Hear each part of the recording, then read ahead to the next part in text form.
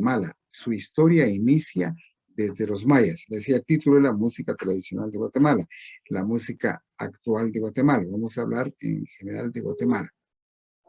Pero al hablar de su arte, especialmente la música, nosotros tenemos que conocer un poquito desde la historia de los mayas. Y se sabe que los mayas ya conocían la música. El problema es que no tenemos nosotros ninguna melodía escrita, no tenemos ninguna, no conocemos qué música era la que tocaban. ¿Por qué se dice que los mayas ya conocían la música? Es porque si ustedes ven, hay muchos libros que lo tienen.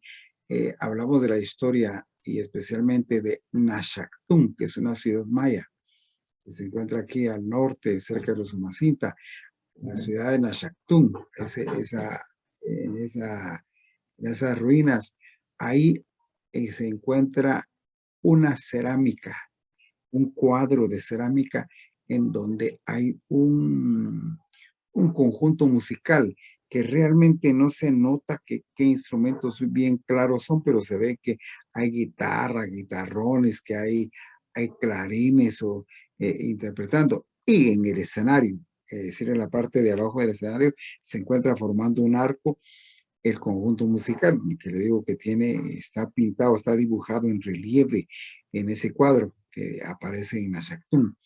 Ahí está la guitarra, guitarrón y los clarines y están los instrumentos musicales que no se diferencia bien qué clase de instrumentos son, pero hay de viento y de cuerda. Y en la parte superior, en el escenario, se encuentra un hombre que está danzando, que se ve que está bailando con una culebra en las manos, una serpiente en las manos. Eso es lo que ellos tienen, tiene la serpiente en las manos. Entonces, ese cuadro hace creer, hace pensar que los mayas ya conocían la música. No, como les decía, no sabemos qué tipo de música tocaban, pero si hay algo es esto. Según la historia también se dice que el tum lo interpretaban, lo tocaban para anunciar algo a distancia, ya que el tum es un instrumento que es de un tronco, es un instrumento musical de Guatemala. Es un tronco de árbol que le han sacado toda la parte de adentro y le pusieron un como forma de una cuartilla, una telita de madera encima y tiene una rajada como forma de H y la tocan así con las manos como se tocan los timbales y la tocan con baquetas como la marimba y da dos notas, que es un intervalo de cuarta, do, sol, solo pum, pum, pum, y tiene la suerte de que se escucha de lejos. Eso es lo que se sabe de los instrumentos que los mayas ya conocían. Más no se tiene porque no hay grabaciones, no hay partituras, no hay nada, pues, de que nosotros podamos decir estas eran las melodías de los mayas. Pero como es la historia de Guatemala, tenemos que mencionar que sí, por esa cerámica se conoce ya la música en Guatemala. Ahora bien, si vamos a hablar de la historia y de lo más importante de cómo se inicia nuestra Guatemala, yo les quiero platicar a ustedes o decirles a ustedes según la historia de Guatemala, que Guatemala es uno de los países muy lindos en el sentido de la música. Fíjese que algunas veces nosotros creemos ya que vivimos en un país que no tiene arte, que no tiene nada, porque vemos que hay pobreza en Guatemala. No, Guatemala es un país rico. Desgraciadamente hay otras condiciones que han empobrecido al país, pero no es el país pobre y la gente es muy inteligente. Han hecho grandes obras musicales en el arte. Nosotros estamos en un lugar bastante alto, porque si lo vemos en las arquitecturas, antigua Guatemala y el Petén, o sea, el, en esas ruinas que se encuentran en Tikal, fueron declaradas Patrimonio de la Humanidad en 1979, fueron declaradas Patrimonio de la Humanidad. Entonces, en arquitectura hay cosas bellas y en la música también. Tenemos una época nosotros que se le llama la época de los grandes valses, que son valses clásicos de Guatemala. Guatemala ha tenido eso, pero inicia por decir así, la música de Guatemala se destaca tanto desde la época de Jesús Castillo. Jesús Castillo fue un gran músico que escribió grandes obras de Guatemala. Este señor, según la historia, él nació en San Juan Ostucalco, aquí en Quetzaltenango. Fíjese que este señor, por historia, pues se cree que él recorrió los municipios del país, de todo el suroccidente del país, estuvo, parece que huyendo, o no sé, pero según historias que yo aprendí en la escuela de música, que él estuvo. Pero ¿qué hizo él en ese tiempo? Él interpretaba la marimba, aprendió todos los estilos de música de todos los municipios. Y lo que él hizo fue sintetizar esa música indígena, por decir así, de los pueblos que se conocen como pueblos indígenas. Sintetizó la música, hizo grandes obras. Y entre sus grandes obras que este señor Jesús Castillo tiene, dice, a quien se debe la mayoría de las eh, compilaciones de melodías de los indios. Él compiló todo eso, de los indios que actualmente habitan en el territorio de Guatemala. Este compositor autodidacta se acercó al material vernáculo de manera intuitiva, especialmente en sus óperas Quiché-Vinac y Nicté. ¿Por qué es que nosotros hablamos de esto, de Jesús Castillo, de esto? Imagínese usted, él hizo esa ópera Quiché-Vinac y Nicté. Ahorita usted verá que los ritmos de música son otros, los que están de moda. En esa época era lo que estaba de moda a nivel mundial, por decirlo así. Y las grandes óperas aquí en Guatemala pues no se miran, ¿verdad? Porque una ópera es una obra de teatro en donde los actores interpretan sus papeles cantando a voces de canto con acompañamiento de música clásica. Esto se ve mucho en Europa, pero allá existe que es folclore de Europa, allá existen las óperas y que un guatemalteco haya creado una ópera, pues es mucho, porque él tenía, según la historia, dice que Jesús Castillo y su hermano, que hay otro hermano que se llama Ricardo, después hablo de él, se codearon a la altura de los grandes músicos del mundo.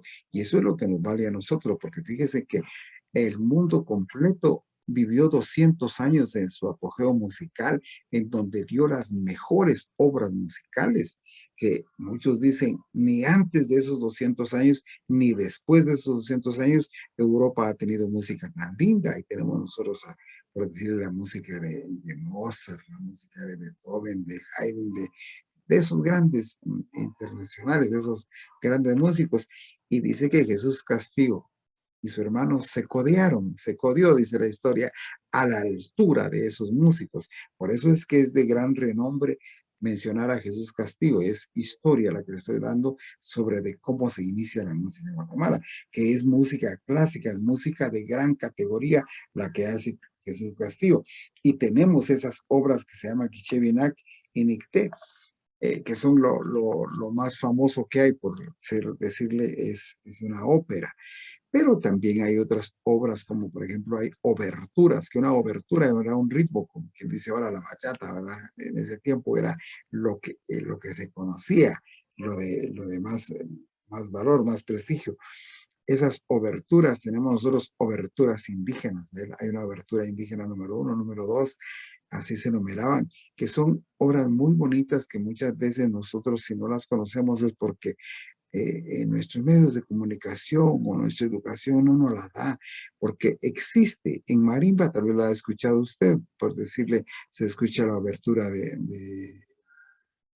Jesús Castillo, se escucha una melodía que se llama Fiesta de Pájaros, que se interpreta en marimba y que es muy preciosa, es muy linda, y que nosotros muchas veces por desconocimiento, por falta de apreciación musical, nosotros no conocemos esas obras de gran categoría, las que les estoy mencionando después de la ópera.